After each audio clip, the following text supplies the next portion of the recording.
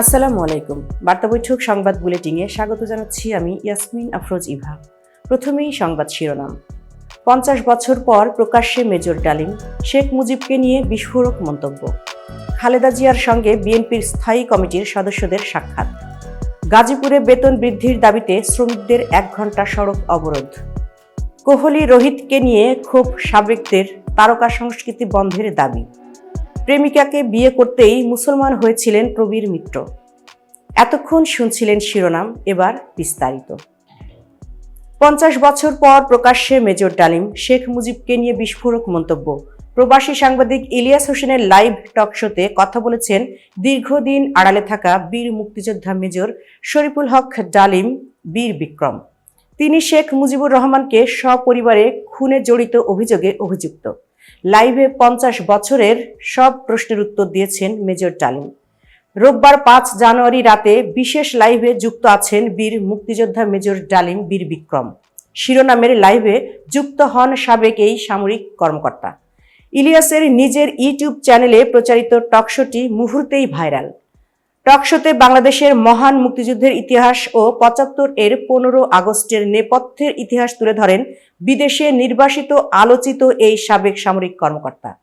টকশোর শুরুতে মেজর ডালিম বলেন, দেশবাসীকে, বিশেষ করে নতুন প্রজন্মের ছাত্র জনতাকে যারা আংশিক বিজয় অর্জন করেছেন তাদের লাল শুভেচ্ছা জানাই। বিপ্লব একটি সমাজ, যে কোনো রাষ্ট্রে একটি চলমান প্রক্রিয়া।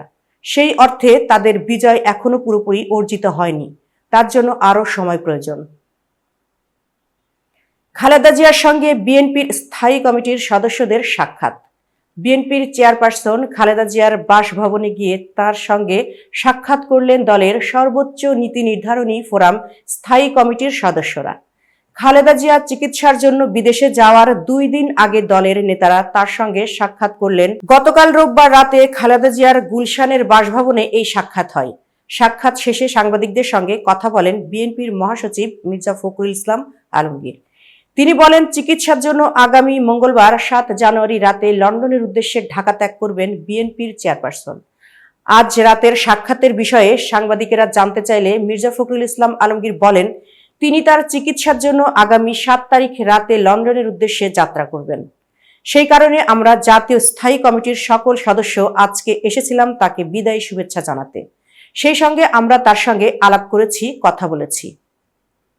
গাজীপুরে বেতন বৃদ্ধির দাবিতে শ্রমিকদের 1 ঘণ্টা সড়ক অবরোধ। গাজীপুর নগরের জিরানি এলাকায় আইরিশ ফ্যাশন লিমিটেড নামের একটি পোশাক তৈরি কারখানার শ্রমিকেরা বেতন বৃদ্ধির দাবিতে আজ সোমবার সকালে বিক্ষোভ শুরু করেছেন।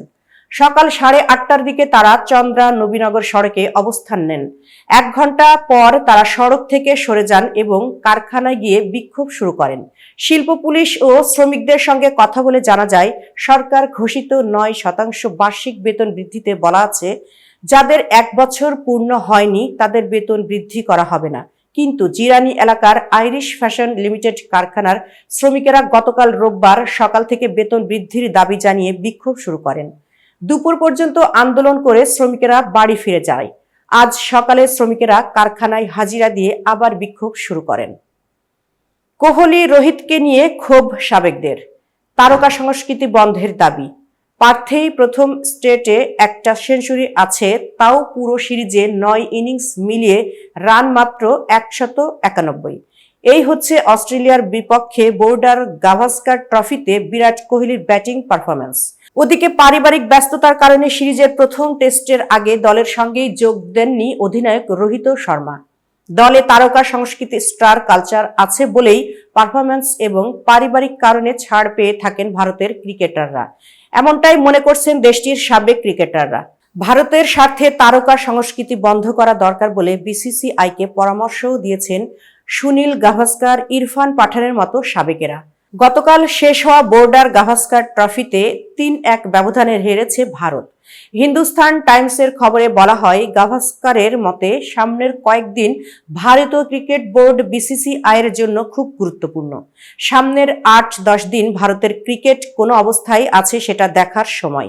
বিশেষ করে তারকা সংস্কৃতি বন্ধ করতে হবে, ভারতীয় ক্রিকেটের প্রতি পূর্ণ দায়বদ্ধতা নিশ্চিত করতে হবে। চিকিৎসারত জরুরি বিষয় না হলে প্রত্যেক খেলোয়াড়কে পূর্ণ সময় দলের জন্য নিবেদিত থাকতে হবে। কেউ যদি পূর্ণ দায়বদ্ধ না থাকে তাহলে দলে নেওয়া উচিত নয়। প্রেমিকাকে বিয়ে করতেই মুসলমান হয়েছিলেন প্রবীর মিত্র। মারা গেছেন বর্ষিয়ান অভিনেতা প্রবীর মিত্র। সোমবার তার প্রথম জানাজা হবে এফডিসিতে, এরপর চ্যানেল আই প্রাঙ্গণে। তিনি সমিতির সভাপতি মিশা সওদাগর দেওয়া তথ্য মতে জানাজা শেষে তাকে আজিমপুর কবরস্থানে দাফন করা হবে। নামের কারণে প্রবীর মিত্র হিন্দু না মুসলমান এ নিয়ে প্রশ্নের উদ্রেক হয়েছে অনেকের মনে। সে বিষয়ে খোলাসা করেছেন মিশা সওদাগর। তিনি জানিয়েছেন, প্রবীর মিত্র ভাই মুসলমানই ছিলেন, ধর্মমতে তার জানাজা হবে এবং দাফন হবে। এক সাক্ষাৎকারে প্রবীর মিত্র নিজেও ইসলাম ধর্ম গ্রহণ করেছিলেন বলে জানিয়েছিলেন। সে সময়ের ভিডিওতে প্রবীর মিত্রকে বলতে শোনা যায়, আমি তো কনভার্ট হয়েই ওর মাকে স্ত্রী বিয়ে করেছিলাম, তখন মুসলমান হয়েছিলাম, তখন প্রয়োজন হয়েছিল মুসলমান হওয়া, এখনো সে ধর্মেই আছি। সেই সাক্ষাৎকারে প্রবীর মিত্র জানিয়েছেন তার কষ্টের কথা।